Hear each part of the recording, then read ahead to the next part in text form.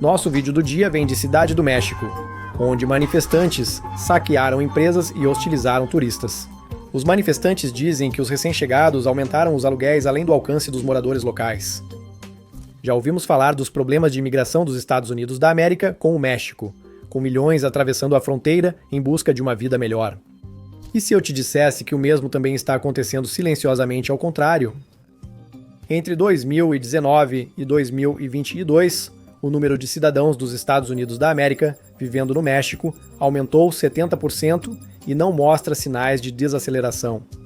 Isso está se tornando um grande problema por várias razões. Mas como chegamos a isso? O que está levando alguns americanos a ficarem tão desesperados quanto seus vizinhos do Sul, a ponto de atravessarem a fronteira? Para entender isso, precisamos voltar à época em que os primeiros americanos começaram a chegar. Desde o início dos anos 1800, os americanos foram para o México, começando com comerciantes de fronteira que caçavam animais por peles e se estabeleceram nos territórios do norte. Stephen F. Austin, o pai do Anglo-Texas, liderou o primeiro assentamento legal de anglo-americanos no Texas mexicano. Seus colonos, os antigos 300, foram dos primeiros americanos oficialmente acolhidos pelo governo mexicano em Middlesex. Austin herdou o contrato de colonização de seu pai e negociou com sucesso com as autoridades mexicanas para trazer famílias americanas para esses territórios. Após a Espanha renunciar ao controle, o México incentivou o assentamento americano através da Lei Geral de Colonização de 1824, que oferecia concessões de terras aos chefes de família, independentemente da nacionalidade. O objetivo era desenvolver a escassamente povoada fronteira norte do México. No entanto, à medida que mais americanos chegavam, eles trouxeram diferentes práticas religiosas, idioma e, crucialmente, a escravidão, que o México havia abolido. Essas tensões culturais, junto com mudanças políticas no México que diminuíram a autonomia desses assentamentos, levaram o Texas a declarar independência em 1836.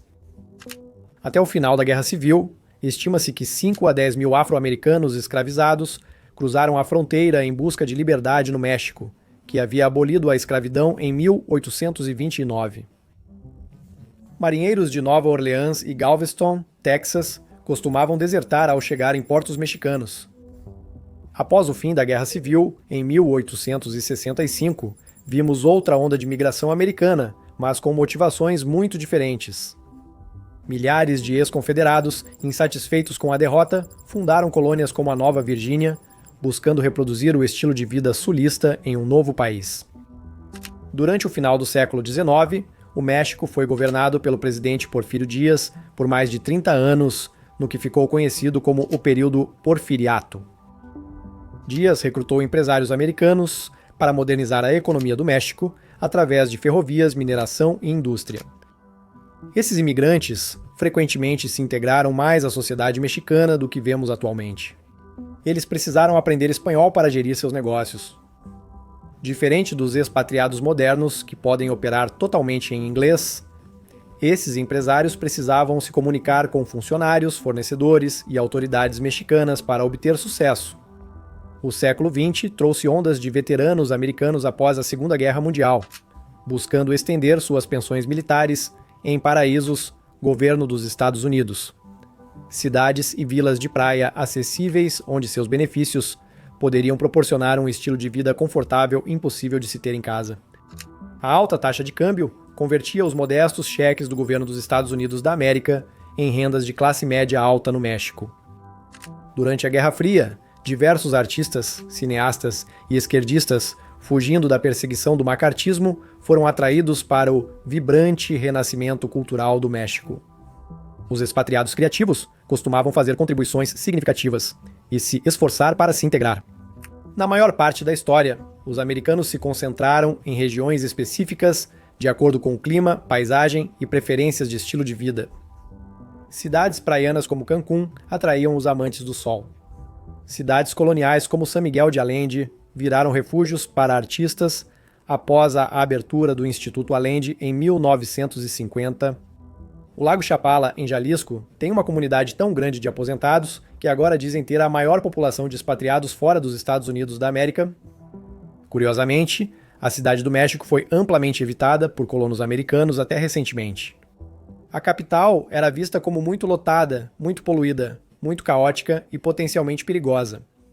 Uma metrópole expansiva, melhor evitada em favor de cidades coloniais mais pacíficas ou resorts de praia, muitos dos quais agora abrigam comunidades fechadas. Também não ajudou que em 1985, um terremoto de magnitude 8.0 devastou a cidade e levou à morte de 5.000 pessoas.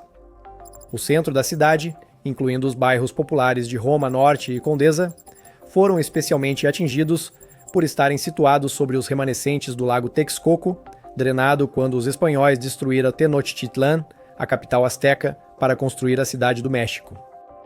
No final, foi este terremoto que realmente iniciou as mudanças na Cidade do México. Com os danos ocorridos, centenas de milhares de residentes de classe média do centro da cidade fugiram para áreas periféricas consideradas mais seguras.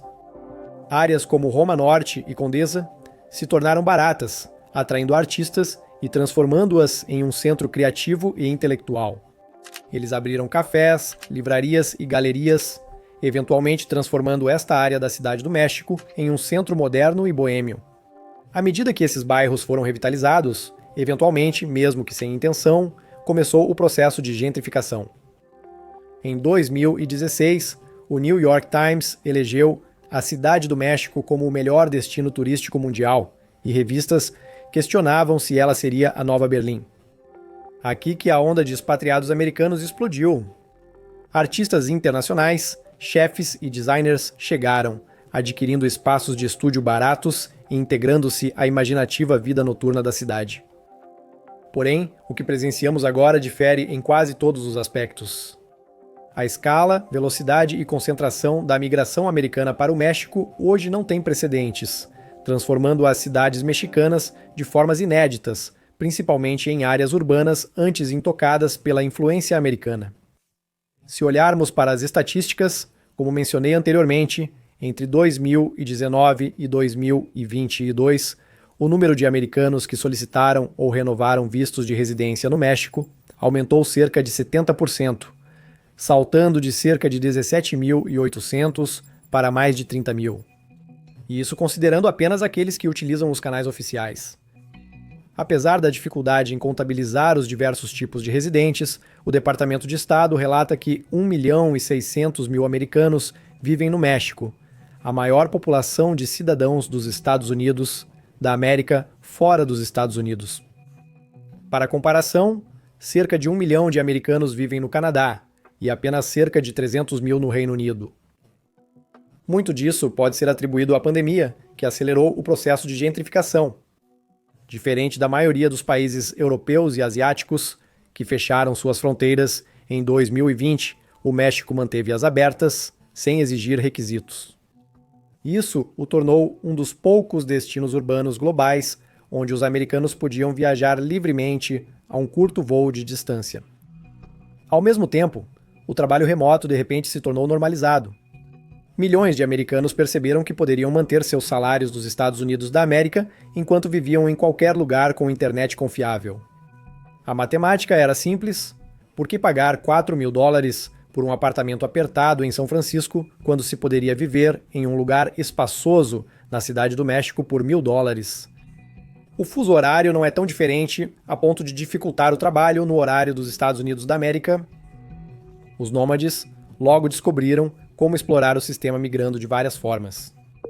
Eles ficavam por quase 6 meses, faziam uma rápida viagem para renovar o visto por alguns dias e então retornavam por mais 6 meses, renovando-o indefinidamente. Para os americanos em trabalho remoto, essa manobra em relação às leis de imigração virou rotina. Muitos relataram sentir uma profunda paz e tranquilidade em suas novas vidas, contrastando com a pressão constante sentida nos Estados Unidos da América. Apesar de a rápida corrida por vistos hoje ser ativamente desencorajada, obter um visto de residente temporário de 4 anos também é fácil. Os incentivos econômicos são inegáveis. A maioria dos americanos pode viver bem na Cidade do México com apenas $2.000 mensais, muito menos do que nas grandes cidades dos Estados Unidos da América. Até em bairros gentrificados e sofisticados, como Roma Norte ou La Condesa, o aluguel pode ser de $1.500 por mês, considerado uma pechincha em grandes cidades dos Estados Unidos da América. Falando em preços de aluguel, a média de aluguel em La Condesa, por exemplo, um dos bairros mais badalados da Cidade do México, aumentou quase 60%, entre 2020 e 2023, passando de 917 por mês para 1.458, e agora está ainda mais alto. Até as zonas não gentrificadas sofreram um aumento de preço 3 vezes maior de 2000 a 2022. Normalmente a resposta seria tentar reduzir o nomadismo digital em cidades populares como Barcelona ou Lisboa. Porém, na Cidade do México tem ocorrido o contrário. O governo de fato estimulou esse influxo. Em 2022, o governo da cidade se aliou ao Airbnb e à Organização das Nações Unidas para a sua educação, a ciência e a cultura, para promover a cidade como um polo global de trabalho remoto. A medida veio apenas 5 anos depois de a Cidade do México se tornar a primeira cidade latino-americana a implementar um imposto sobre hospedagem no Airbnb. A parceria, obviamente, provocou raiva entre muitos mexicanos, que já estavam sendo precificados fora de seus bairros. De acordo com um estudo preparado pela administração Sheinbaum, o número de casas temporárias triplicou entre 2000 e 2020, de pouco mais de 22 mil para 71 mil. Paralelamente, o relatório admite que mais de 20 mil famílias de baixa renda são obrigadas a sair da cidade anualmente por causa da escassez de moradias acessíveis. De 2019 a agosto de 2023, os aluguéis de curto prazo na Cidade do México subiram cerca de 45% segundo dados do AirDNA.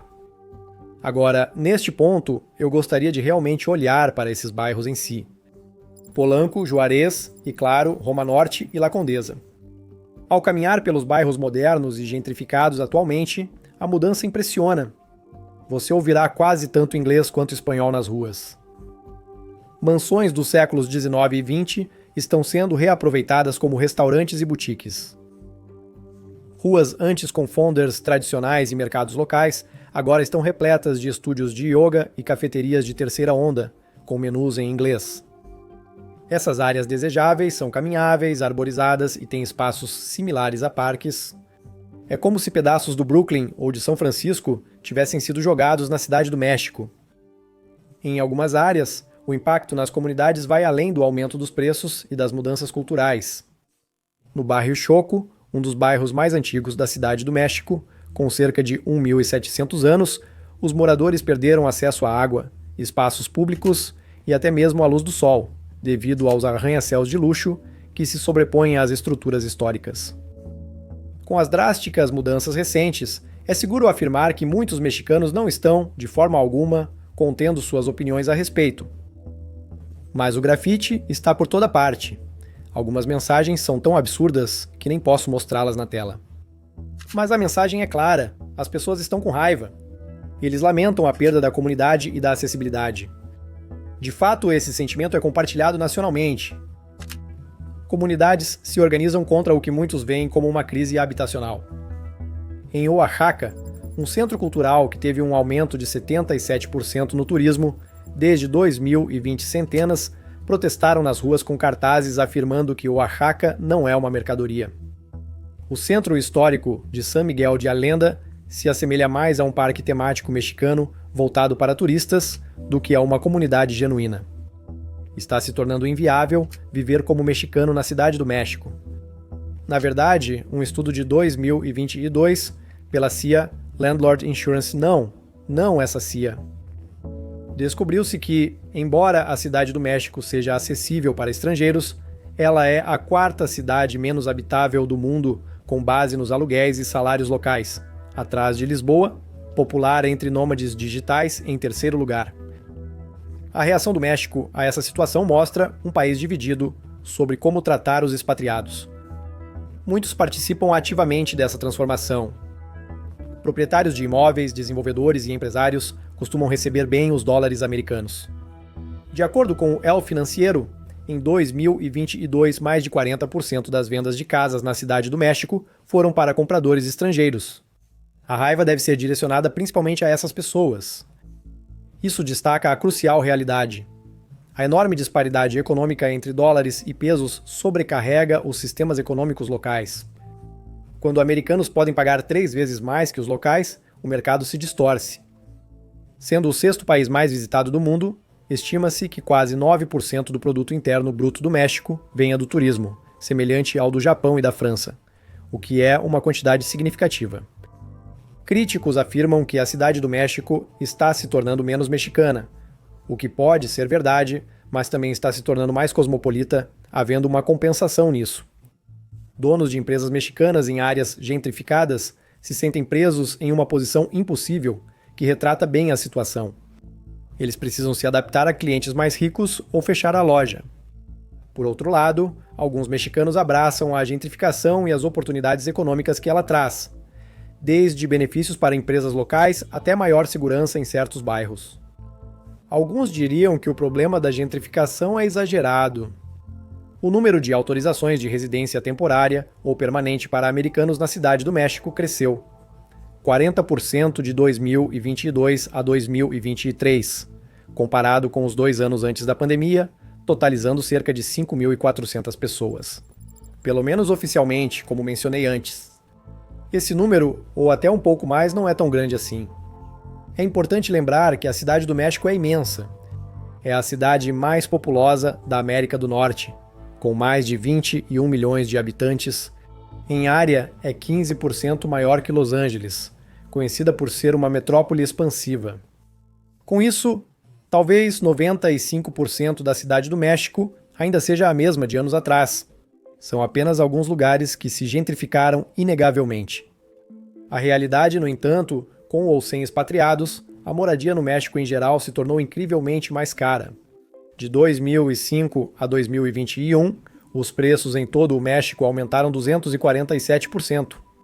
Mesmo em estados com baixo fluxo turístico, como Morelos, os preços aumentaram 193% segundo a FMA. Não há um único estado no México onde o preço não tenha mais que dobrado nesse período.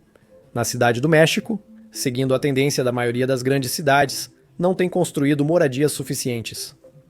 A FMA estima que, para atender às necessidades de moradia da cidade, seriam necessárias pelo menos 11 mil casas adicionais por ano. Outras estimativas indicam $50 mil, mas em 2023, apenas 1.701 casas foram construídas na Cidade do México. Dessas, apenas 12% eram moradias acessíveis, qualquer coisa abaixo de $39 mil. O Congresso da Cidade do México aprovou uma reforma que proíbe proprietários de alugar imóveis por mais de 50% do ano, usando apps como Airbnb, visando reduzir a concorrência desleal com hotéis, ao menos no tratamento de expatriados. Houve também uma proposta de lei para taxar nômades digitais em 103 pesos ou quase $6 por dia, após 20 dias no país, reconhecendo que não são apenas turistas, mas residentes que devem contribuir para os sistemas que utilizam. Fora isso, não foi feito muito a nível político. Com milhões de americanos residindo no México, a maior população de cidadãos dos Estados Unidos da América fora do país, ambas as nações encaram desafios inéditos sobre sua fronteira comum. Enquanto a crise de fronteira para a entrada na América é um grande problema, este também é. Alguns americanos do México defendem a responsabilidade pessoal como o primeiro passo para uma migração ética. Aprender espanhol, ao invés de esperar que os locais se adaptem ao inglês, ajuda a evitar a colonização linguística.